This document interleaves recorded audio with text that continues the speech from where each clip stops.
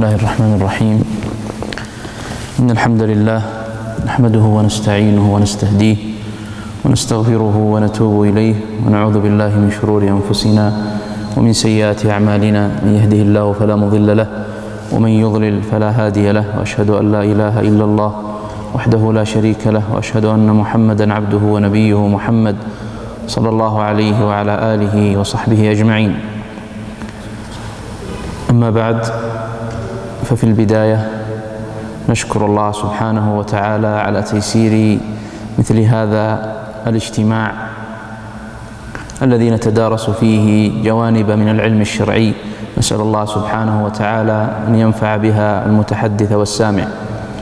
ثم نشكر فرع وزارة الشؤون الإسلامية للدعوة والإرشاد بمنطقة عسير على عنايتهم واهتمامهم بتنسيق مثل هذه الدروس العلمية التي يحتاج إليها الناس لمسيس تعاملهم إليها، ولأن الناس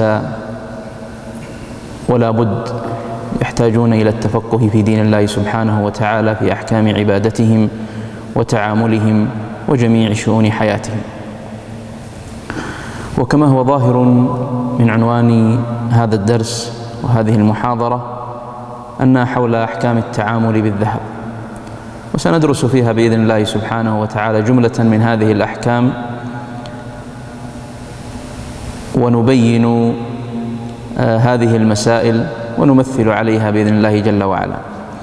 نبدأ أولا بتعريف العلماء لهذا المعدن المعروف، فهو معدن طبيعي يعرفه الناس، ويقول العلماء بأنه من المثليات. ومعنى كونه من المثليات أي أن له مثل، لأن العلماء يقسمون الأموال باعتبارات متعددة، من ضمن هذه الاعتبارات أن يقسم المال إلى مال مثلي ومال قيمي. فالمال المثلي هو الموزون والمعدود ونحوه، والمال القيمي ما عدا ذلك. وبالتالي فالذهب مصنف عند العلماء بأنه من المثليات، لأنه من ضمن الموزونات، فالناس يتعاملون فيه على سبيل الوزن. وهذا المعدن أيضا هو من الأموال التي يجري فيها الربا، ويدل على ذلك حديث عبادة بن الصامت رضي الله عنه أن النبي صلى الله عليه وسلم قال: الذهب بالذهب والفضة بالفضة والبر بالبر والشعير بالشعير والتمر بالتمر والملح بالملح يدا بيد مثلا بمثل. ثم قال صلى الله عليه وسلم في نفس الحديث: فإذا اختلفت هذه الأصناف فبيعوا كيف شئتم إذا كان يدا بيد. وهذا الحديث اعتبره العلماء رحمهم الله أصلا في إثبات ما هو ربوي، أي ما يجري فيه الربا. ثم يقسم العلماء رحمهم الله هذه الأصناف المذكورة في حديث عبادة بن الصامت إلى قسمين باعتبار اختلاف العلة في هذه الأصناف، فهم يجعلون الذهب والفضة قسم، ويجعلون البر والشعير والتمر والملح قسم آخر. ويبنون على هذا لماذا جعل الذهب والفضة صنفا واحدا، ولماذا جعلت تلك الأربعة الأصناف قسما آخر. وقبل ذلك هناك مسألة عند العلماء، وهو عندما جاء في هذا الحديث، وهو حديث عبادة بن الصامت رضي الله عنه، ذكر هذه الأصناف الستة وأن الربا يجري فيها، هل هذا مقصود بأن هذه الأصناف فقط مقصور جريان الربا فيها ولا يجري في غيرها، أم أن غير هذه الأصناف مما ماثلها في العلة يأخذ حكمها؟ فالذي عليه جمهور الفقهاء رحمهم الله من المتقدمين والمتأخرين أن هذه الأصناف الستة يجري فيها الربا وفيما ماثلها، ولو لم يرد في الحديث. الذي ورد في الحديث 6 أصناف: الذهب والفضة والبر والشعير والتمر والملح. فلو جاء رجل يسأل قال الشعير، قال الذرة مثلا، أو الأرز، أو الأموال النقدية التي نتعامل بها اليوم، لم ترد في الحديث، هل يجري فيها الربا أم لا؟ فالذي عليه جمهور الفقهاء رحمهم الله كما ذكرت لكم من المتقدمين والمتأخرين أن الربا يجري في غير هذه الأصناف الستة. ويستدلون على ذلك بأحاديث عن النبي صلى الله عليه وسلم دلت على نهيه صلى الله عليه وسلم على أصناف من البيوع ليست واردة في هذا الحديث. فقد نهى النبي صلى الله عليه وسلم عن بيع المزابنة، والمزابنة هو بيع الثمر بالتمر. ونهى صلى الله عليه وسلم عن بيع اللحم بالحيوان، يعني أن تبيع لحما مقطعا بحيوان كامل. وجاء في الحديث عن النبي صلى الله عليه وسلم أنه قال: الطعام بالطعام مثلا بمثل. وعندما يأتي الحديث بهذه اللفظة بقوله صلى الله عليه وسلم الطعام بالطعام، يدل على أنه أراد أن يشمل ذلك ما ورد في هذه الأصناف وما ورد في غيرها. وبالتالي فما يتعامل به الناس وما يقتاتونه فيما بينهم، سواء كان رزا أو كان ذرة أو غيرها، فإن الربا يجري فيه. ولا يصح أن نقصر جريان الربا على هذه الأصناف الستة، لأن هذا سيجعل للناس سبيلا إلى الوقوع في الربا من حيث يعلمون أو لا يعلمون. وقد جاءت الشريعة الإسلامية بقاعدة مستقرة وثابتة في الأحكام، والشريعة فيها ثبات وفيها مرونة، ولا يمكن أن تأتي الشريعة بتحريم هذه الأصناف وهي قوت للناس ثم تأتي إلى أمثالها مما يقتاته الناس أو يتعاملون به فتجيزه. فالنبي صلى الله عليه وسلم عندما بين أن الربا يجري في هذه الأصناف الستة أراد أن تكون مثالا على غيرها، بدليل ما ذكرته لكم من أحاديث تدل على هذا، سواء بسبيل العموم كما جاء في حديث الطعام بالطعام، أو على سبيل أحاديث وردت عن النبي صلى الله عليه وسلم بالنهي عن بيع المزابنة وعن بيع اللحم بالحيوان، وهي ليست مضمنة في حديث عبادة بن الصامت. إذا عرفنا هذا، وهو أن الربا يجري في هذه الأصناف الستة وفيما شابهها مما اتحد معها في العلة، فنقول: ما هي العلة؟ لماذا جاء الشرع بتحريم التفاضل أو تحريم التأجيل في الذهب والفضة؟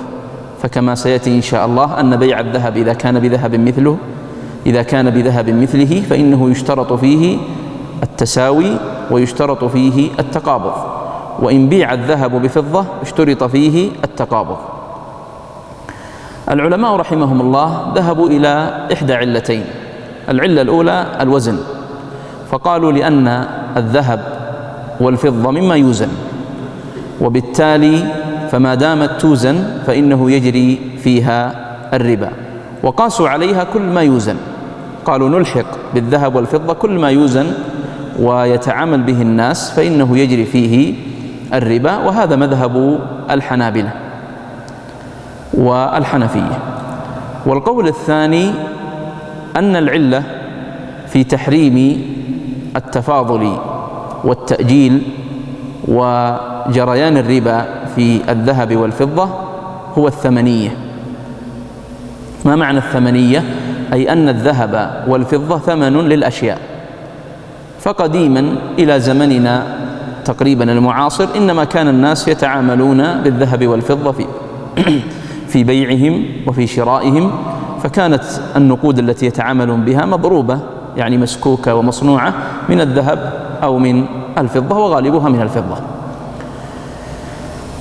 والعلماء رحمهم الله عندما قالوا الثمنية قالوا مطلق الثمنية كما هو الراجح الذي عليه قول الإمام مالك رحمه الله ومذهب ابن تيمية وابن القيم، لأن من العلماء في الثمنية من قال غلبت الثمنية ومنهم من قال مطلق الثمنية. الشافعية يقولون غلبت الثمنية، والمالكية واختيار ابن تيمية وغيره يقولون مطلق الثمنية. ما الذي يترتب على ذلك؟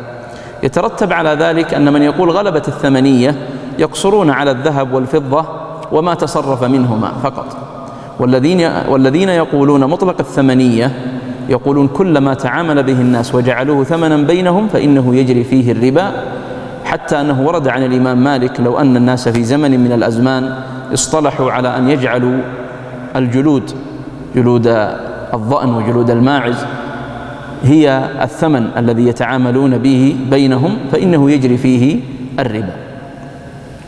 إذن فالصحيح أن العلة في جريان الربا في الذهب والفضة مطلق الثمنية، يعني كونها ثمن للأشياء. وبالتالي ففي زمننا هذا أصبح ثمن الأشياء النقود الورقية التي نتعامل بها اليوم، الريال السعودي والجنيه المصري والدولار ونحوه. فهذه العملات يجري فيها الربا، إن بيع جنس منها بجنسه فإنه يشترط فيه التقابض والتساوي والتماثل، وإن بيع جنس منها بغير جنسه اشترط فيه التقابض.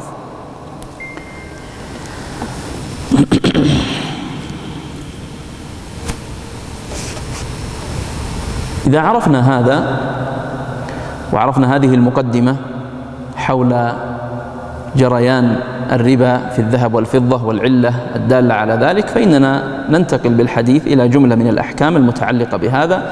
نبدأها أولا بزكاة الذهب، باعتبار أنها المسألة الأظهر في أبواب العبادات. ولا شك أن زكاة الذهب واجبة، وقد دل على وجوبها القرآن والسنة والإجماع. قال الله عز وجل: والذين يكنزون الذهب والفضة ولا ينفقونها في سبيل الله فبشرهم بعذاب أليم يوم يحمى عليها في نار جهنم فتكوى بها جباههم وجنوبهم وظهورهم هذا ما كنزتم لأنفسكم فذوقوا ما كنتم تكنزون.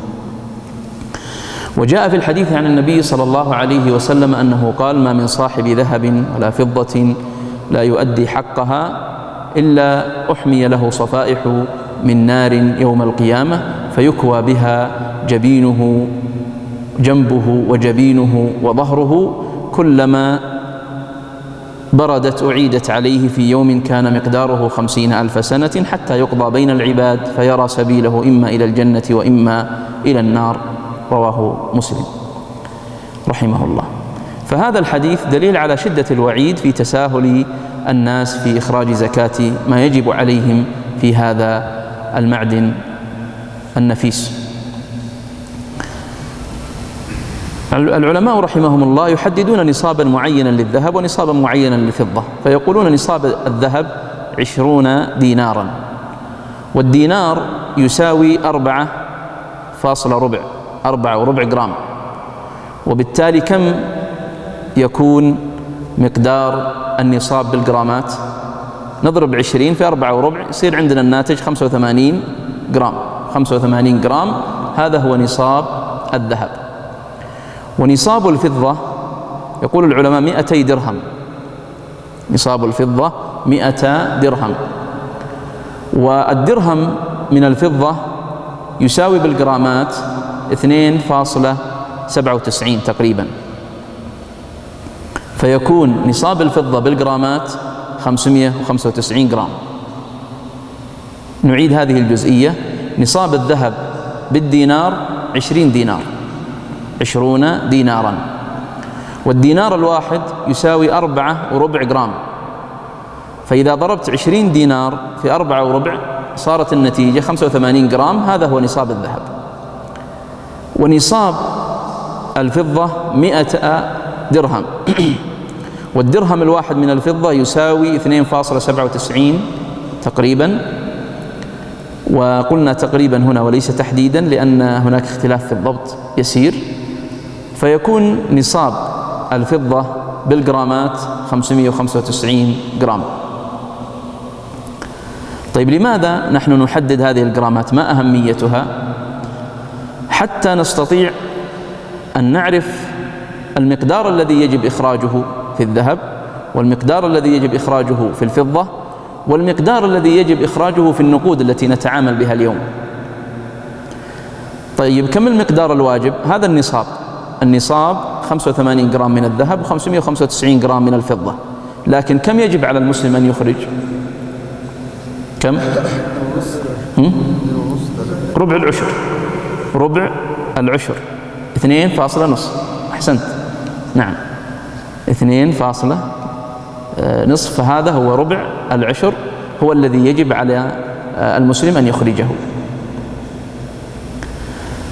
طيب لو أردنا أن نبحث مسألة، وهي الآن الناس لم يعودوا يتعاملون بالذهب والفضة، فكيف نعرف المقدار الواجب عليهم في أموالهم باعتبار الذهب والفضة؟ هل نقول نعمل بالذهب ولا نعمل بالفضة؟ ها؟ تقريبا. لا، في اختلاف كبير.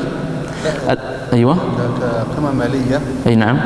هتلاقي ثمن الذهب 85 جرام يعادل تقريبا ثمن الفضة اللي هي 600 تقريبا جرام.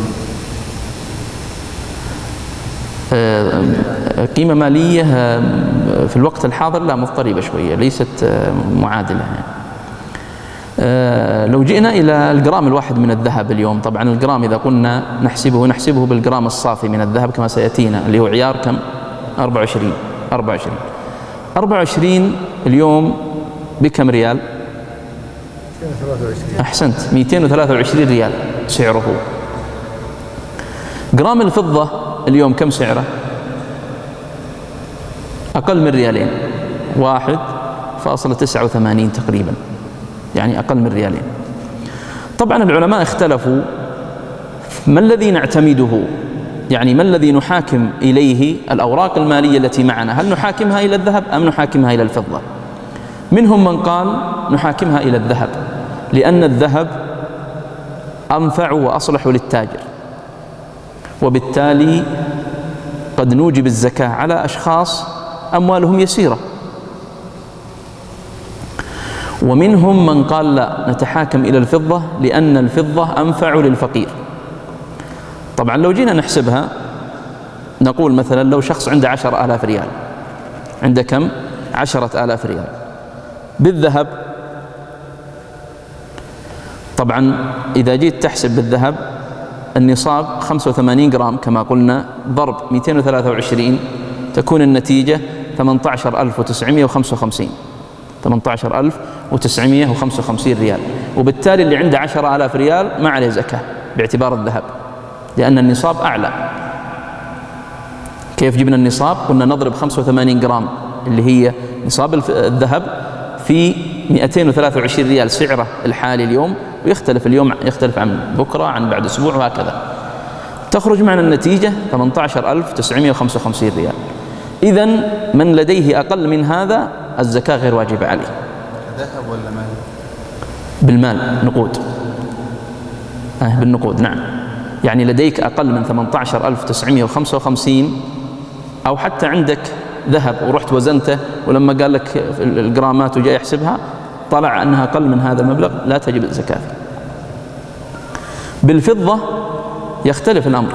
بالفضة 595 اللي هو نصاب الفضة نضربه في السعر اللي ذكرت لكم 1.85 أو 89 تصير عندنا النتيجة 1100، وبالتالي تجد الفارق كبير. لو اعتبرنا الفضة قلنا من عنده 1100 أكثر من 1100 الزكاة واجبة عليه، ولكن بالذهب لا تجب الزكاة إلا على من عنده 18,955 فأكثر. وبالتالي فالذي عليه أكثر المعاصرين اليوم أكثر الفقهاء أننا نعمل بنصاب الفضة. لماذا؟ قالوا لأن هذا هو الأصلح للفقير، لا سيما والناس اليوم أصبحت الحاجة عندهم أكثر من ذي قبل. وبالتالي فلو قلنا نعمل بما هو متقرر في نصاب الذهب فسنسقط الزكاة عن كثير ويتضرر من الفقراء. طبعا هناك قول آخر قالوا أنتم الآن غلبتم مصلحة الفقراء على مصلحة أصحاب الأموال، ولكن مصلحة الفقير أيضا معتبرة في الشريعة الإسلامية. طبعا إذا عرفنا مثلا على اعتبار نصاب الفضة أن 10,000 ريال فيها زكاة، فال10,000 حتى نخرج منها ربع العشر نقسم 10,000 على كم؟ على 40 يخرج معك المقدار الواجب وهو 250 ريال.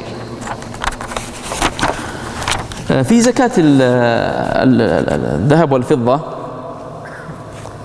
حلي الذهب والفضة نوعان: حلي معد للادخار والكنز، وحلي معد للاستعمال. فأما الذي أعد للادخار والكنز أو اتخذ بنية التجارة فالزكاة واجبة فيه ولا إشكال. وأما الحلي المعد للاستخدام فالذي عليه الأكثر وهم الجمهور أنه لا زكاة فيه، سواء كانت المرأة تستعمله بشكل مستمر يعني ملبوس في يدها، أو كانت تتركه للمناسبات، فهذا كله من الحلي المستعمل. يعني قد لا تستعمله مثلا في السنة إلا 3-4 مرات في مناسبات معينة، في أعياد، في زواجات، في نحوها، فنقول هذا من الحلي المعد للاستعمال. والأقرب والذي عليه الجمهور أنه لا زكاة فيه. نعم هناك قول آخر كما تعرفون اختاره الشيخ بن باز رحمه الله وغيره، رجحوا فيه أن الحلي المعد للاستعمال أن الزكاة واجبة فيه، واستدلوا بحديث المرأة التي جاءت إلى عائشة رضي الله عنها وقالت لها عائشة عندما رأت في يديها أسورتان أتؤدين زكاتهما؟ قالت لا. قالت أتريدين أن يسورك الله بهما سوار من نار؟ ولكن هذا الحديث عليه أجوبة كثيرة للعلماء رحمهم الله، فقد ذكروا أن هذه المرأة قد كانت تعلم عائشة رضي الله عنها من حالها أنه يجب عليها الزكاة. بعضهم ذكروا أجوبة أخرى متعددة في مواضعها. الذي يهمنا هنا أن الأقرب في هذه المسألة والذي يختاره الجمهور أنه لا زكاة في الحلي المعد للاستعمال. قلنا سواء كانت تستعمله المرأة بشكل مستمر في يومها في أسبوعها، أو تستعمله بشكل متقطع في مناسباتها التي تمر عليها.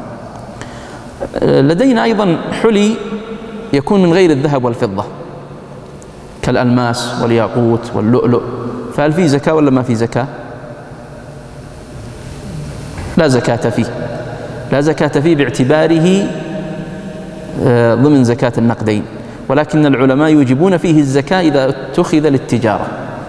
يعني واحد يتاجر في الألماس أو في الياقوت أو في اللؤلؤ فتصبح الزكاة واجبة فيه باعتباره عرضا من عروض التجارة، وليس باعتباره ضمن النقدين. طيب، لعل هذه المسألة اتضحت، وهي مسألة زكاة الذهب والفضة. ننتقل بعدها إلى أحكام بيع الذهب والفضة.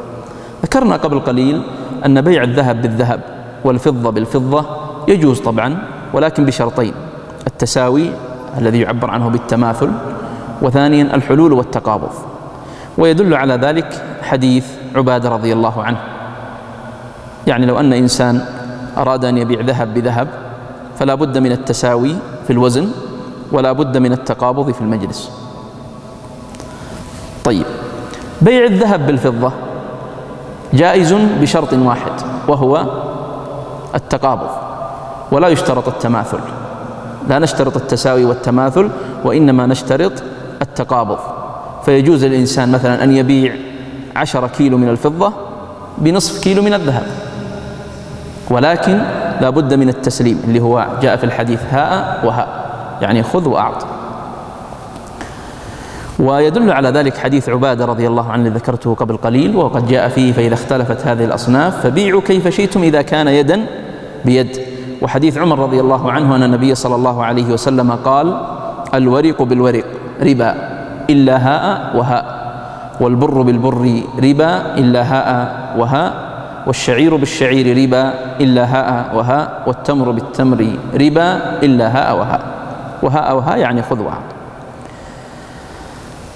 طيب، بيع الذهب بغير الذهب والفضة هل يشترط فيه شيء؟ نعم، لا يشترط له لا تماثل ولا تقابض. لا يشترط فيه تماثل ولا يشترط فيه تقابض. وبيع الذهب بغير الذهب والفضة له صورتان: إما أن يباع الذهب بشيء من الأموال الربوية التي لا تشاركه في العلة.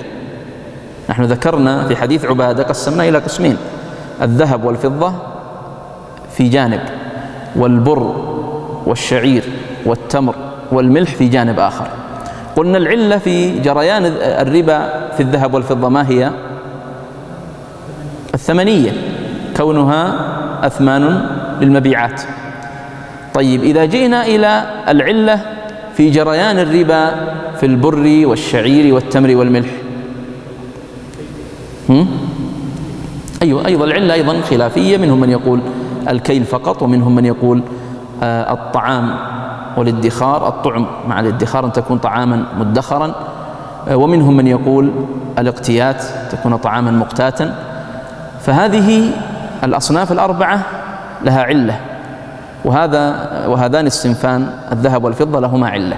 لو جئنا واحد الشيخ اسمك الله يحفظ عبد المجيد، الشيخ عبد المجيد، شريت منه مثلا 10 كيلو من التمر بأوقية من الذهب، يجوز؟ لا يجوز. لا متفقين عليه خلاص. يجوز لك اشترط التقابض. اشترط التقابض ولا ما يشترط؟ طبعا في خلاف يجوز ولا ما يجوز، ما هو الشر. نقول يجوز. الآن يا شيخ الذهب والفضة لهما علة مطلق الثمنية، وبالنسبة للتمر والشعير والبر والملح لهما علة، وهما على الأقرب أن تكون طعاما مقتاتا أو مدخرا. فلو قلت لك بسؤال آخر، شريت منك 10 كيلو تمر ب100 ريال، يجوز؟ يجوز. طيب ايش الفرق؟ الذهب هو ثمن و100 ريال هي ثمن. كانوا قديما يتعاملون بالذهب والفضة، والآن صرنا نتعامل بالنقود. طيب الشيخ عبد المجيد قلت عطني 10 كيلو وأنا بعطيك 100 ريال مع الراتب، 10 كيلو من التمر، يجوز؟ يجوز. واضح؟ لماذا؟ لأن العلة هنا مختلفة. وبالتالي لو جعلنا بدل 100 ريال أوقية من الذهب ولا 10 جرامات من الذهب ولا 100 جرام من الفضة، نفس الأمر، لأن الذهب والفضة والنقود هي أثمان للأشياء. نعم؟ أي نعم. وبالتالي لا يشترط فيها تماثل، ما يشترط تماثل، يعني ما يشترط مثلا 10 كيلو ب10 كيلو ذهب أو ب10 كيلو فضة، ولا يشترط التقابض. يجوز أن تسلمني التمر وأسلمك الثمن بعد ذلك. هذه الصورة الأولى. الصورة الثانية أن يقوم الإنسان ببيع الذهب أو الفضة بشيء لا يجري فيه الربا أصلا، يعني خارج الأصناف هذه ما يجري فيه الربا، لأن ما يشترك في العلة، لا هو ثمن للأشياء ولا هو مطعوم ولا مدخر ولا مقتات، مثل خشب، ثياب، أواني. فيجوز أن تشتري مثلا ب1000 ريال 100 ثوب مثلا، تجد أن 1000 ما هي متفقة، ما هي متساوية ولا متماثلة مع 100. هذه 100 ثوب وهذا 1000 ريال. ويجوز أن يكون هذا مؤجلا، مثل ما نسوي الآن، تروح عند الخياط ويمكن كثير من أحيانا ما يعطي حتى المبلغ مباشرة، يصير عندك الثوب مؤجل ويصير عندك الثمن مؤجل، وهذا يسمى عقد الاستصناع، وصورة من الصور التي يتم فيها التأجيل وهو عقد الاستصناع. طيب لدينا مسألة، وهي هل يجوز أن يكون عقد بيع الذهب معلقا على تحقق أمر معين؟ هل يصح أن أشتري ذهب وأعلق شرائي لهذا الذهب على تحقق أمر؟ مثلا أقول بعتك هذا الذهب إذا أحضرت لي الشيء الفلاني. لا يجوز. لا يجوز. لماذا؟ أيوة، الآن إذا اشتريت أنا الذهب أشتري بماذا؟ بفلوس. طيب الفلوس مع الذهب إيش شرطها؟ التقابض، صح ولا لا؟ يعني لو تروح أنت الحين محلات الذهب وتبغى تقول أنا بشتري منكم ذهب، هل يجوز أن تقول خلوا الذهب يومين وبعدين أجي أخذه؟ ما يجوز. لازم تأخذ الذهب تعطيهم المبلغ مباشرة. ولذلك سيأتينا حتى أن الفقهاء رحمهم الله لم يجيزوا مثلا أن تشتري الذهب بالكمبيالة ولا بالشيك غير المصدق، لأن لا يتحقق فيها التقابض الفوري، لكن يصح مثلا بالشيك المصدق بالقيد الحسابي اللي هو البطاقة ونحوها، هذه يصح بها. إذن نقول لا يجوز أن يباع الذهب معلقا على شيء، ولا مضافا إلى المستقبل أيضا، لا يصح أن يباع الذهب مضافا إلى المستقبل. مثل أقول بعتك هذا الذهب بمبلغ كذا إذا دخل شهر شعبان، لا يصح. لماذا؟ لأن التقابض غير متحقق. لابد أن نستحضر في ذهننا قاعدة، وهو أنني سأشتري الذهب بمبلغ، وهذا اللي كلامي الآن فيه، بمبلغ من النقود، وما دمت سأشتري الذهب بمبلغ من النقود فلا بد أن أحقق شرط التقابض في البدلين. تفضل. لو بالقسط. لو إيش؟ لو بالقسط. تقسيط ما يجوز. في محلات بتبيع بالقسط. فعلهم غير صحيح، غير جائز. حرام. اي نعم، هم وقعوا في المحظور الشرعي. حديث عبادة اللي قرأت لكم قبل قليل: فإذا اختلفت هذه الأصناف فبيعوا كيف شئتم إذا كان يدا بيد. يجوز التفاضل واختلاف التماثل، نعم، ولكن لا يصح أن أسقط شرط التقابض، لا بد من شرط التقابض. فمسألة التقسيط لا تصح في بيع الذهب. ذهب بس، قسط حرام. في الذهب بس، إنما أي حاجة ثانية لا. في شيء يعني مثلا جيت أنت عند محل يبيع أواني منزلية وبتقسط، تشتري ثلاجة، تشتري غسالة، يجوز. بس سيارة السعر بيختلف. إيه ولو اختلف ما في مشكلة، إيه ما في مشكلة. نحن كلامنا في الذهب، في الذهب، الفضة، النقود اللي هي الأوراق المالية. كذلك مما يذكره العلماء رحمه الله في الذهب أنه لا يصح في بيع الذهب خيار الشرط. لا يصح خيار الشرط، يعني أذهب إلى محل ذهب وأقول سأشتري منكم هذا الذهب، لكن بشرط أني لي الخيار 3 أيام، أسبوع، شهر، ممكن يعجبني ولا ما يعجبني أرجع لكم. لا بد فيه من النجاز، لا بد أن يكون منجزا، فلا يصح فيه أن يكون معلقا ولا مضافا إلى مستقبل ولا مشروطا فيه خيار الشرط. تفضل. مواقع الإلكترونية أي اللي يحق لك استرجاع وزي كذا في غير الذهب. لا، في الذهب.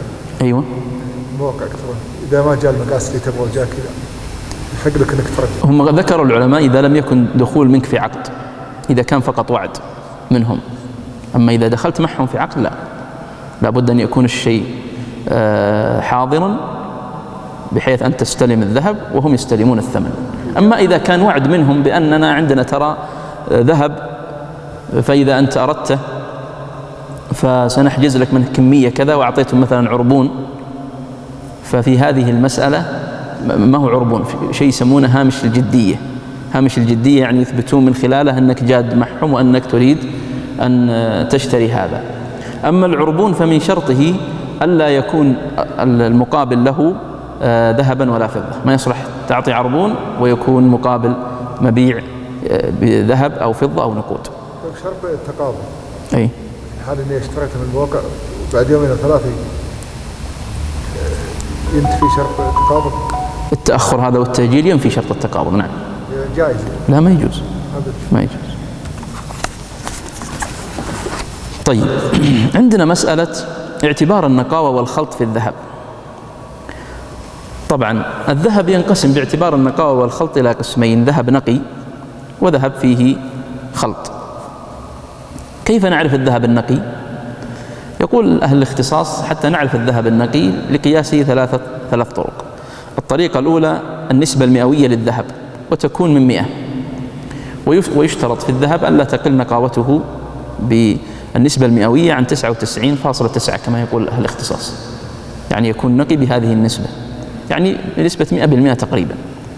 الطريقة الثانية بنسبة النقاء في هذا الذهب، ويقاس بأجزاء الذهب من 1000، ويشترطون فيه أن يحتوي على 999، أن يكون النقاء فيه بهذه المعدلات.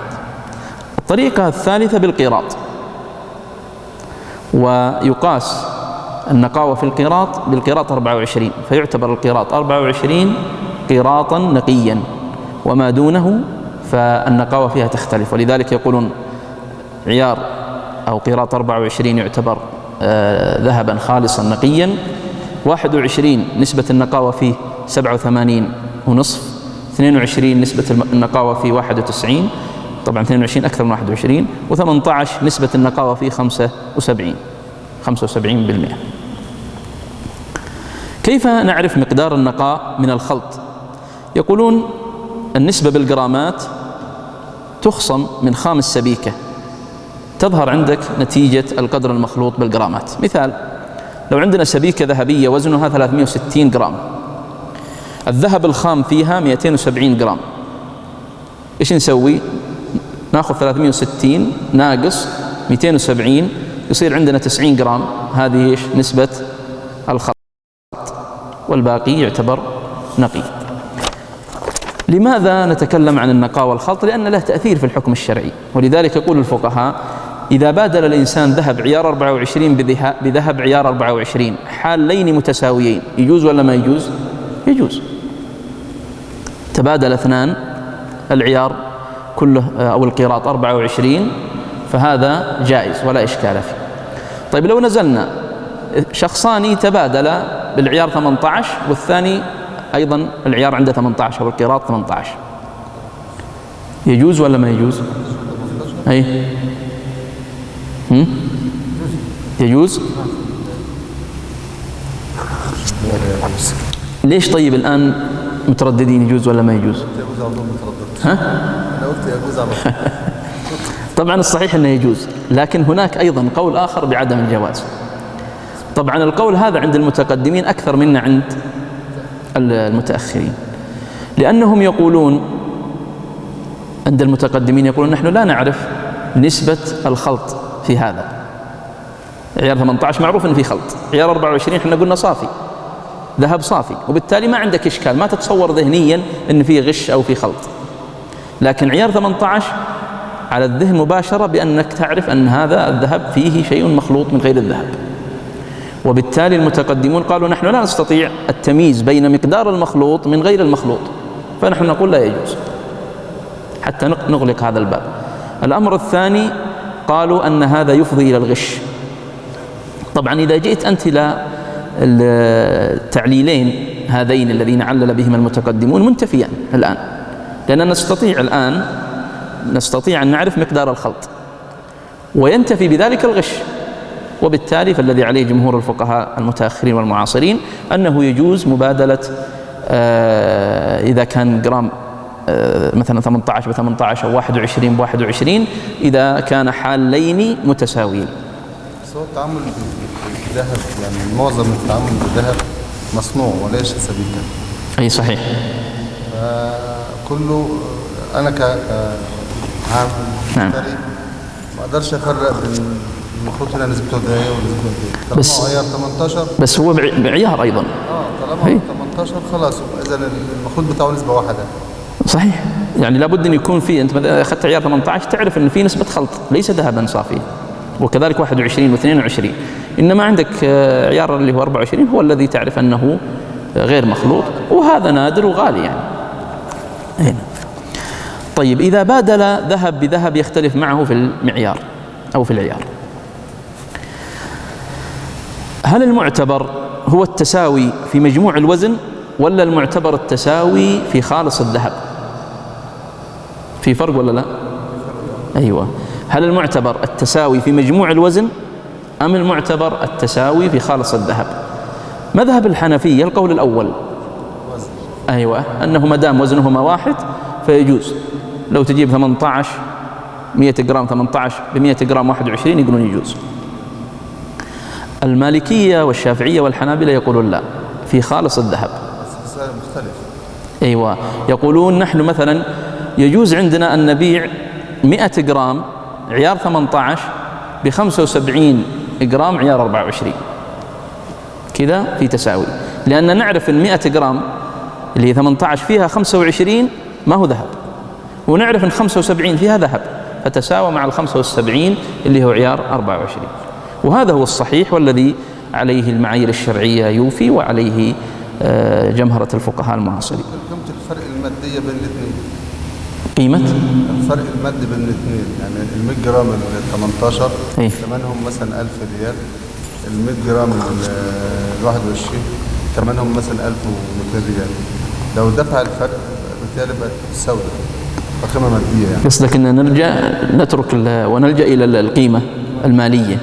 طبعا هذا أيضا قول موجود أن نعتبر التفاوت بالمبلغ المالي المدفوع. نعم. طبعا المذهب الجمهور استدلوا على ذلك بحديث فضالة بن عبيد رضي الله عنه وهو حديث مشهور وهو في المسألة هذه، ويمثل العلماء أيضا يذكرون في مسألة يسمونها مد عجوة ودرهم، وهو أن فضال بن عبيد قال: اشتريت يوم خيبر قلادة ب12 دينارا فيها ذهب وخرز، ففصلتهما فوجدت فيها أكثر من 12 دينارا، فذكرت ذلك للنبي صلى الله عليه وسلم فقال: لا تباع حتى تفصل، يعني حتى تفصل، تميز الدنانير من الخرز، فلا يصح تبيعها كذا مع بعض. طيب، إذا كان عندنا ذهب يسير غير مقصود وخلط بكثير مقصود من غير الذهب، فهل نجري عليه قواعد البيع في الذهب والفضة مثل التمويه والتضبيب ونحوه؟ يعني مثلا واحد عنده إناء ومضبب، يعني فيه خيوط يسيرة من الذهب أو الفضة، مثل الآن يتكلمون عن الزري في المشالح، يعني بعض المشالح فيها الزري فيه ذهب، لو جمعته، اللي هو لو أنك أخذت الزري هذا وصهر ثم استخلص منها الذهب، كم مقداره؟ يسير جدا. وبالتالي فبعض وهم كثير من الفقهاء المعاصرين يجوزون بيعها ولبسها، وفيه قليل لا يجوزون ذلك. الشرع حرم الذهب على الرجال من أمته، قالوا لأن هذا يسير غير مؤثر، قالوا أن هذا هو يسير غير مؤثر في الحكم. الدين في من كان قابله مسكر كثيره لا، لأن عندنا أدلة أخرى احنا في المسألة هذه، وهي حديث أنس بن مالك رضي الله عنه، وإن كان في خصوص الفضة وليس في الذهب، أن قدحا كان للنبي صلى الله عليه وسلم انكسر، فاتخذ النبي صلى الله عليه وسلم مكان الكسر سلسلة من فضة، يعني لحم هذا القدح بلحام من فضة، وكان النبي صلى الله عليه وسلم يشرب فيه. فالعلماء استدلوا قالوا الفضة الضبة يسمونها ضبة إذا كانت يسيرة وتابعة لغيرها وغير مقصودة بذاتها ومن فضة فهي جائزة، وأما إن كانت من غير ذلك فهي غير جائزة. ولكن مسألة اليسير هذا الذي أدخل إلى شيء كثير، فيعني يجعله العلماء في قواعد اليسير مغتفر وقواعد التبعية ونحوها، وذكرت لكم هناك قول آخر لا يجوز مثل هذا. القبض في الذهب قد يكون قبضا، هذه مسألة أخرى، قد يكون قبضا حقيقيا وقد يكون قبضا حكميا. القبض الحقيقي أن تذهب إلى محل تشتري الذهب ويسلمك إياه وتسلمه النقود، يعني مثلا تكون النقود كاش، فيكون القبض هنا حقيقي في الحالين أو في الجهتين، من جهة أنك قبضت الذهب قبضا حقيقيا باليد بالتناول، والبائع قبض الثمن النقود. قد يكون القبض حكميا في الجهتين، مثل لو شيء يسمونه شهادات الذهب اللي خاصة هذه في السبائك، في بيع السبائك، وفيها فتوى من مجامع الفقهية ومن هيئة المعايير الشرعية بأن شهادات بيع الذهب تعتبر قبضا حكميا. وطبعا في المسألة اللي ذكرها الشيخ لو كان هذا يتحقق فيها هذا جيد، مسألة ذكرتها قبل قليل أنهم ممكن الذهب ما يصلك لكنك قبضت الشهادة. ما معنى قبض الشهادة؟ قالوا أن تقبضها معينا فيها الذهب برقم معين، يقال مثلا السبيكة رقم كذا وكذا، توصف وتعين وتبين وتحدد بشهادة معينة، فهذا قبض حكمي يعتبر. وقد يكون القبض في النقود قبضا حكميا مثل ما ذكرنا، الشيك المصدق، القيد في الحساب في البطاقة ونحوها. وبالتالي فنقول القبض إما أن يكون حقيقيا في الجانبين أو حكميا في الجانبين، وقد يكون حقيقيا في جانب وحكميا في جانب آخر. هل يجوز تملك الذهب على الشيوع، يعني أن يكون مشاع؟ أدفع مثلا أنا مبلغ والشيخ يدفع مبلغ والشيخ مبلغ والشيخ مبلغ ونشتري سبيكة؟ نعم يجوز، يجوز أن يتملك الذهب على الشيوع يسمونه، ويكون لكل شخص حصة من هذا الذهب بمقدار المبلغ الذي دفعه. ولصاحب الحصة هذه أن يطلب فرز الحصة، له أن يطلب فرزها، وله أن يبيعها، هذا جائز. فلو حصل فيها تعيب، لو حصل في هذه السبيكة تعيب أو تلف أو فقد، فعلى من يكون؟ على الجميع، يكون على الجميع، لأن هذا مقتضى عقد الشراكة، أنه الربح لهم جميعا والخسارة تكون عليهم جميعا. هل يجوز أن يكون الذهب رأس مال في عقود المشاركات والمضاربات؟ هل يجوز مثلا أن أدخل أنا والشيخ في مثلا شركة ونجعل رأس المال ذهبا؟ إذا كان معلوم يجوز، نعم، نفس النقود. هي نفس النقود، نعم، جائز كذلك، لا إشكال في أن يكون رأس المال في عقود المشاركات والمضاربات ذهبا، كما ذكرنا، بشرط أن يكون معلوما متقوما. طيب، عندنا مسألة: هل للصنعة أثر؟ هل للصنعة أثر في بيع الذهب والفضة؟ مثل ما ذكر الأستاذ قبل قليل أن أكثر الذهب الآن مصنوع، ما في حد يبيع سبائك إلا قليل، وفي يعني مجالات محددة. أما غالب الناس اليوم فهم يشترون ذهبا مصنعا، خاتم، سوارة، من هذا القبيل. هل للصنعة هذه أثر؟ يعني مثلا يجيك واحد عنده خاتم والثاني عنده خاتم، ويتبايعان الخاتم الوزن نفسه، ولكن الثاني يقول أنا ذهبت به اليوم مثلا إلى صانع وأدخل عليه تحسين أو ضبطه وخسرت عليه مثلا 50 ريال، فأنا سأبيعك اللي عندك أنت الخاتم هذا من الذهب بالذي عندي بزيادة 50 مقابل هذا. يسمونها المصنعية هذا. أي ما تضبط، لا يجوز. لا يجوز. الذي عليه جمهور الفقهاء أن الصنعة كيف؟ المحلات لا يجوز. لا، أعطني صورة البيع المحلات. اللهم صل على وسلم. محل هو بيبيع المصنعية في الجرام ب 20 ريال، المحل اللي جنبه بياخد المصنعية نفس الحاجة نفس البتاع على 15 ريال، المحل اللي بعده بياخد 40 ريال، المحل اللي بعده المحلات تختلف المصنعية من محل للتاني حسب الموجود في المحل. بس يختلف المصنعية وأنت بتشتري منهم بالنقود. يعني تشتري أنتم بماذا؟ تشتري بماذا؟ بنقود. هي ما في مشكلة، أنا أكلمك ذهب بذهب، هاي ذهب بذهب مع وجود صنعة في أحدهما. واضح يا شيخ؟ هذا المقصود هنا. فالذي عليه جمهور الفقهاء لا، إذا صار نقود ما عندك مشكلة، خل هذا يحط المصنعية 50 والثاني 100 والثالث تفاوت، ما في إشكال، نحن ذكرنا هذا قبل قليل، أو بفضة أو بنحوها. الكلام الآن إذا كان ذهب بذهب ودخلت الصنعة في أحدهما فلا بد من التساوي ولا أثر لهذه الصنعة. لو كانت سبيكة مجردة بوزن هذا المصنوع فلا نزيد في المصنوع على السبيك، وزن السبيكة 100 جرام والمصنوع 100 جرام، جاء قال أنا ذهبي مصنوع أبغى زيادة في الصنعة اللي هي 100 ريال، نقول لا. من الذي خالف في هذا؟ من الذي أجاز هذه الصورة؟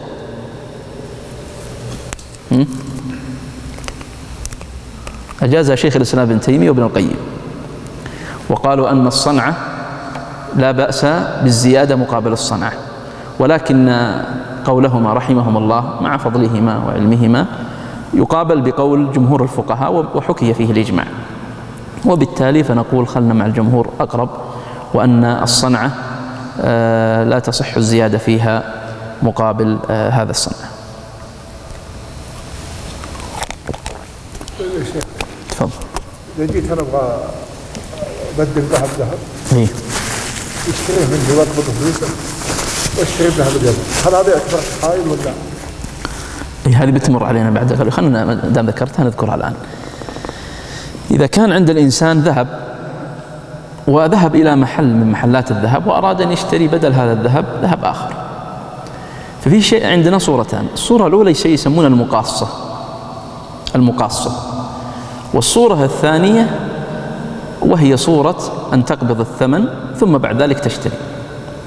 فصورة المقاصة لا تجوز، ما هي صورة المقاصة؟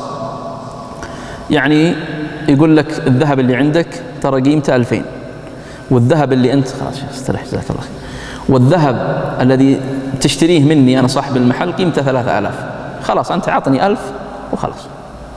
يقول الفقهاء هذه لا تجوز. الصورة الصحيحة أن تسلمه الذهب وتقبض ثمنه كامل، ثم أنت بالخيار، أردت تشتري من عنده أو أردت تشتري من أي محل آخر غيره. هذه هي الصورة الصحيحة في هذا. لو في تراضي إيه؟ أنا رايح أبيع ذهب وعجبني حاجة في المحل، ما في مشكلة تشتري من المحل، ولكن بعد أن تستلم أنت مبلغ ذهبك. لا تعمل بصورة المقاصة، لأنك إذا عملت بصورة المقاصة أخليت بشرط إيش؟ تقابض. أخليت بشرط التقابض، وهو شرط منصوص عليه في حديث النبي صلى الله عليه وسلم. إذا الأوزان نفس بعض تساوي؟ لا ما يشترط، ما يشترط، لأنك تشتري بنقود. تبيع ذهب إيه؟ فلوس وبعدين تشتري اللي أنت عايزه. أيوه ما يشترط تساوي، أنت بتشتري بنقود. أيضا من المسائل التي نذكرها هنا أنه يجوز التوكيل في شراء الذهب والفضة. يجوز أن توكل شخصا يشتري لك الذهب والفضة، وللوكيل بعد القبض أن يشتري من الموكل ما اشتراه له بإيجاب وقبول بينهما. للوكيل بعد القبض أن يشتري من الموكل. واضح؟ يعني أنا وكلت مثلا الشيخ واشترى هو الذهب والفضة، ثم قال الذهب هذا أنا إيش رأيك أشتريه منك؟ فقلت خلاص. فهذه الصورة يجوز، ولكن لابد أن يكون هو حين شرائه للذهب هذا يشتريه لمن؟ للموكل، ما يشتريه لنفسه، لأنه هو وكيل في مثل هذا العقد.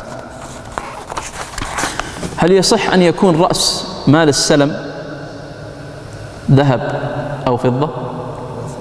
طبعا أولا حتى نفهم السلم وش هو، ما هو معنى السلم، ما المقصود بالسلم؟ عقد السلم، عقد السلم هو أن تعجل المال، تسلم المال وتؤخر السلعة. يعني مثلا يجي، وهذا أكثر الشركات والمؤسسات الكبيرة يتعاملون به اليوم، واحد يحتاج إلى توريد مثلا. طبعا الفرق بين السلم والاستصناع أن الأصل أن السلم المعقود عليه موجود وحاضر، والاستصناع يصنع وفق مقاسات ومعايير ونحوها. فخلينا في السلم.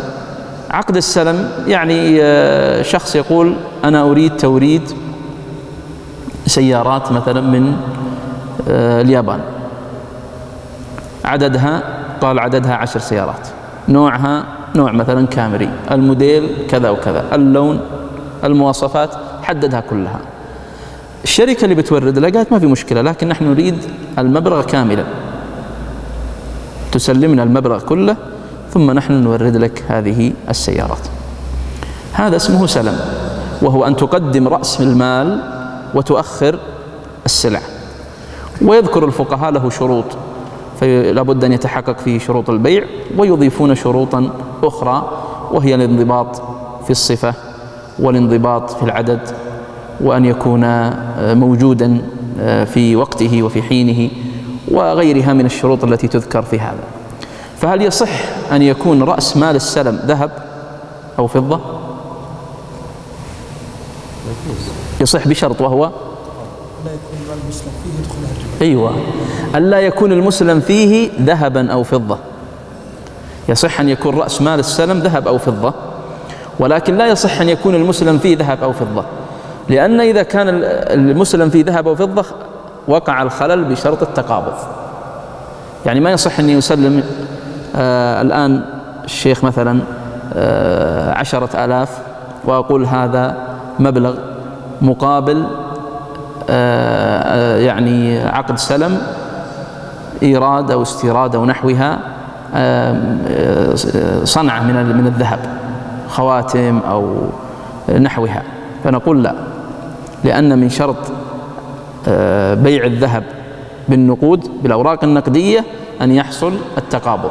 فإذا كان رأس مال السلم نقود أو ذهب أو فضة، فلا يصح أن يكون المسلم فيه ذهب أو فضة، لأنه سيحصل الإخلال بهذا. وكذلك عقد الاستصناع، وكذلك عقد الاستصناع. طيب المسألة التي تلي هذا، ما حكم إجارة الذهب؟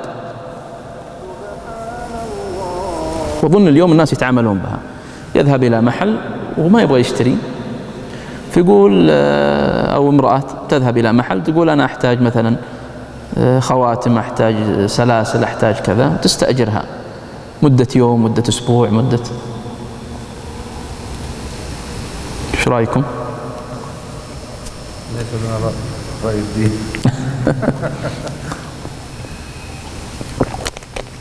طبعا جائز، تجوز إجارة الذهب. وش الفرق طيب؟ ليش قبل قليل قلنا ما يصح، والآن قلنا يجوز في الإجارة؟ في البيع قلنا ما يصح. لا يا شيخ، ها؟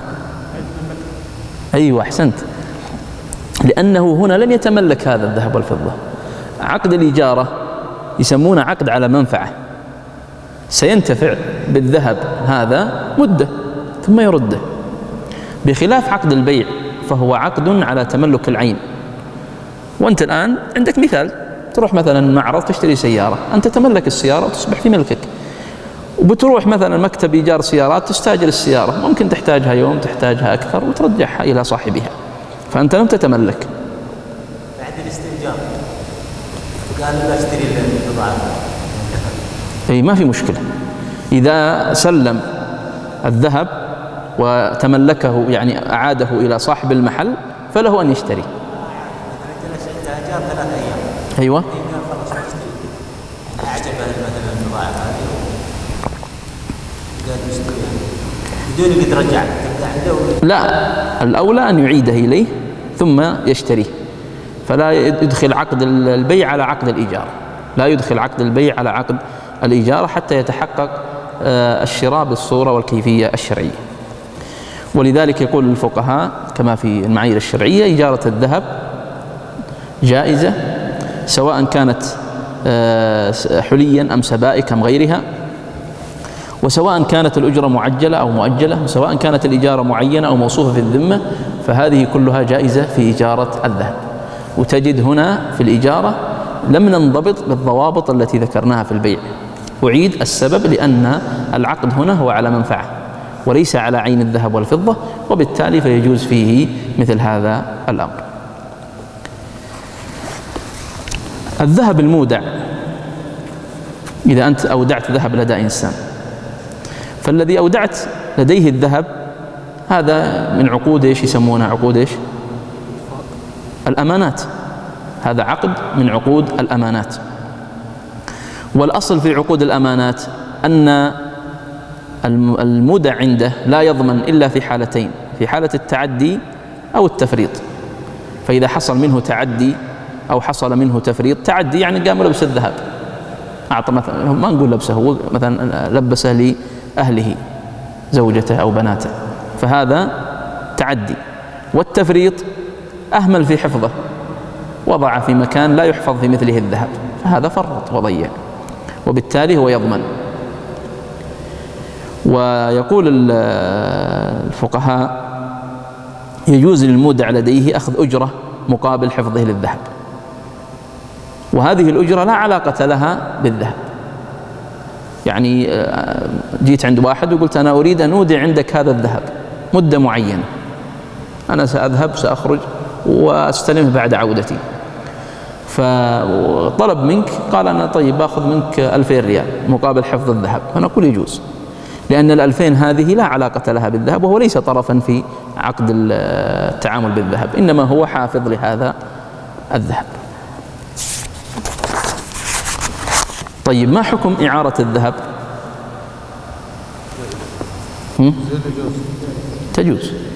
تجوز إذا كنا نقول الإجارة جائزة، فكذلك الإعارة تجوز إعارة الذهب. وذكروا حتى أنه يجوز إقراض الذهب إذا كان مثليا. يجوز إقراض الذهب إذا كان مثليا له مثل. أيوة، لأن إذا كان أصلا يجوز أنك تقرض إنسان 1000 ريال ولا 2000 ريال، فكونك تقرض سبيكة ولا 10 سبايك لها أمثالها ما في إشكال. هذه نقود وهذه نقود، وكلها يصدق عليها أنها أثمان يتعاوض بها الناس ونحو ذلك. طيب، لدينا مسألة وقف الذهب. تفضل. ايش؟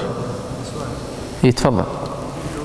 واحد سبيك الذهب ومثلا بعد سنة إذا يعيدها اقترض يعيدها بثمنها هذه ولا بثمنها السابق؟ أقرضت أنت؟ مثلا لو أقرض واحد أقرضت سبيك الذهب، إيه؟ يعيدها لي بالسعر الحالي ولا بالسعر السابق؟ لا، هو يعيدها لك سبيكة، لأن قلنا قبل قليل إقراض الذهب يجوز إذا كان مثليا. إذا كان مثليا لا اعتبار للقيمة هنا. ها؟ كيف؟ والمال إقراض المال النقود يجوز أن تقرض واحد مثلا الحين 10,000 برجعها لك بعدين كم 10,000، صح ولا لا؟ إقراض من البنوك. ها؟ إقراض من البنوك. قصدك أنت مسألة أنك تروح إلى بنك ويعطيك 10,000 ويحسبها عليك بفائدة، لكن الآن البنك اللي اقترضت منه هل أنت أخذت سلعة ولا أخذت فلوس بفلوس؟ هو يقول لك إن أنا أخذت سلعة وبعتها. أيوه، ما دام دخلت السلعة ما في مشكلة، وهذا يسميه الفقهاء. طبعا الأسلم في التعامل مع يسمونه التورق. ليش؟ التورق. إيه، التورق يعني أنك تريد أنت المال في الحقيقة ولا تريد السلعة. أنت عندما ذهبت إلى البنك وطلبت منه مثلا قرض بمبلغ 10,000 50,000 ونحوها، أذان شيء. طيب نجيب بعد الأذان.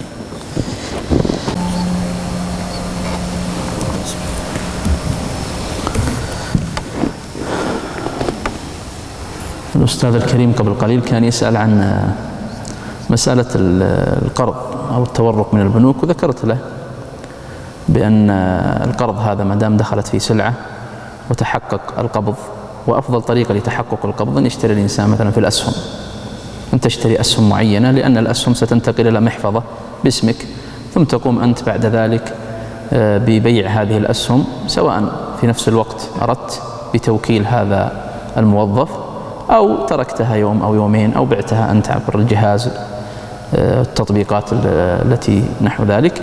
وبالتالي فالتورق إذا تحققت فيه الصورة الشرعية بتملك المصرف للسلعة وانتقالها من ملكه إلى ملك المشتري، ولم يكن هناك تواطؤ ولا اتفاق ولا تحايل، فلا إشكال في التورق.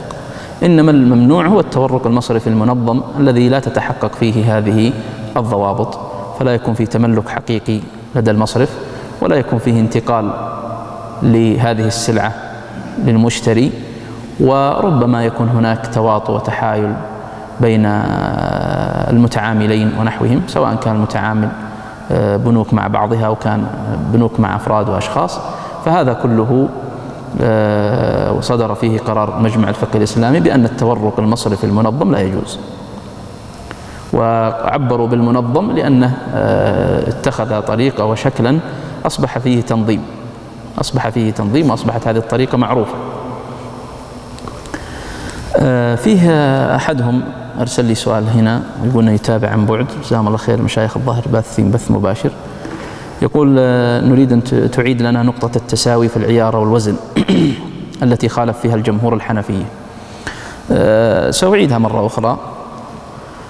ذكرت أنا قبل قليل أن الأوزان والعيارات في الذهب تبدأ من 24، وهو الذهب الخالص الصافي، وإذا باع إنسان عيار 24 بعيار 24 حالين متساويين فهذا جائز.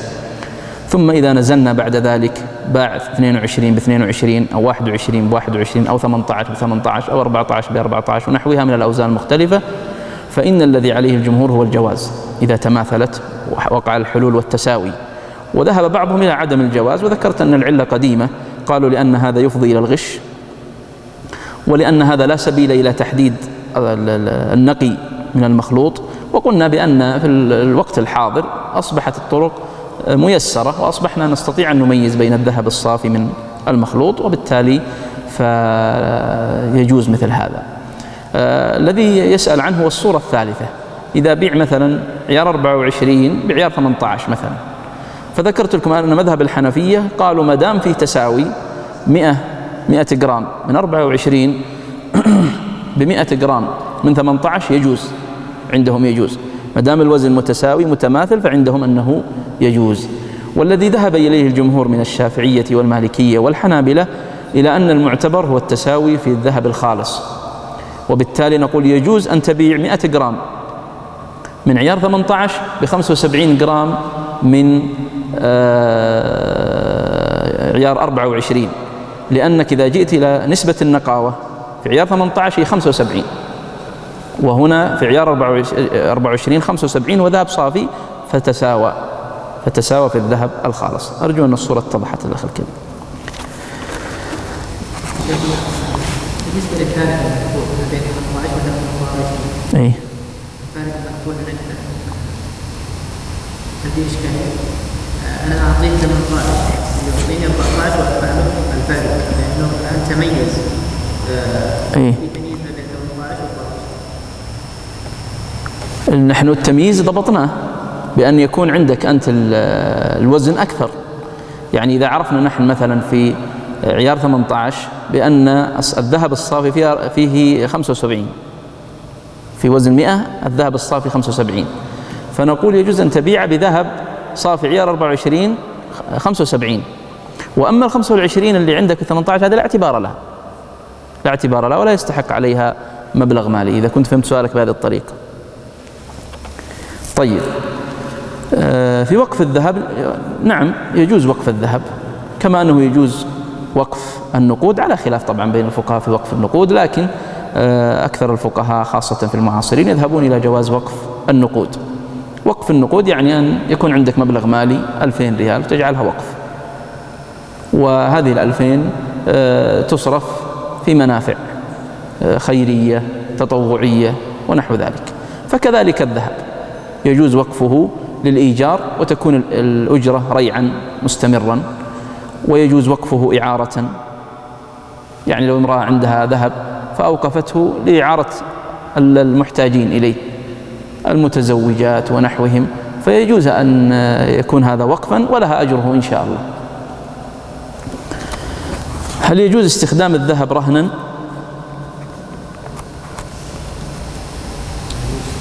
نعم يجوز كذلك أن يجعل الذهب رهنا، سواء كان مصوغا أو غير مصوغ على شكل سبائك ونحوها، وسواء تم رهنه بعينه أم بشهادته، يعني رهنت الشهادة اللي سميناها شهادات الذهب. وتكون يد المرتهن في هذه الحالة كما ذكرنا قبل قليل يد أمانة، ولا ضمان عليه إلا في حال التعدي أو التفريط كما ذكرنا قبل قليل. آخر مسألة معنا وهي مسألة هل يجوز أن يجعل الذهب عربونا؟ ذكرت لكم قبل قليل أن الفقهاء يفرقون بين شيء يسمونه هامش الجدية وبين العربون. العربون أصلا من الذي أجاز من الفقهاء؟ الحنابلة، وإلا جمهور الفقهاء من الحنفية والمالكية والشافعية يمنعون العربون. فقهاء الحنابلة أجازوه، وبالتالي نقول العربون إذا كان المبيع ذهبا أو فضة فإنه لا يجوز أن يدفع فيه عربون. إذا كان المبيع المقابل لهذا الثمن ذهب أو فضة فلا يصح فيه العربون. إذا كان ليس على سبيل العربون وإنما على سبيل ما سمينا بهامش الجدية فإنه يجوز، لأن ذكرنا قبل قليل، ولعل في واحد سألني أيضا والشيخ كان سأل الذين يشترون عبر مواقع الإنترنت الذهب والفضة، ذكرت قبل قليل أنه لا يصح البيع مع عدم التقابض. طيب ما هو المخرج؟ المخرج اللي ذكرته قبل قليل أيضا يكون هناك وعد، أن يكون هناك وعد أو يكون لديك وكيل في هذا المكان الذي ستشتري منه. فإذا كان هناك مواعدة بالبيع فيصح أن تدفع هامش الجدية في الوعد ولا تكون ملزم بهذا الأمر، لأن الوعد ليس عقد، الوعد ليس عقد. والذي عليه عمل الناس اليوم هو التوسع في باب الوعد، لأن لو التزمنا بضوابط العقد لأبطلنا كثير من التعاملات التي تجري بين الناس اليوم، لأن غالب أفعالهم اليوم هي على سبيل الوعد، فلذلك يخرجها الفقهاء على هذا الباب. فمن أراد أن يشتري مواقع الإنترنت فله هذا الخيار، إما أن يكون على سبيل الوعد، وبالتالي هو إذا تحقق ونظر وراءها فله الخيار بين أن يشتري أو يرد، وبالتالي لا يكون العقد قد تحقق وأصبح عقدا جازما. وإما أن يكون لديه وكيل في المكان الذي يريد أن يشتري منه فيوكله ويصبح وكيله قائم مقام هذا الأصيل، ويكون هذا مخرج شرعي في مثل هذه البيوع التي تتم عن طريق الإنترنت. لعل فيما ذكرته فيما مضى إرشادات وتوجيهات للمتحدث قبل السامع حول أحكام التعامل بالذهب، أسأل الله سبحانه وتعالى أن ينفع بها، وأشكر لكم جميعا الحضور والاستماع، وجزاكم الله خيرا، ونسأل الله سبحانه وتعالى أن يجمعنا في مستقر رحمته وفي جنات تجري من تحتها الأنهار، إنه ولي ذلك والقادر عليه، والله أعلم، وصلى الله على محمد.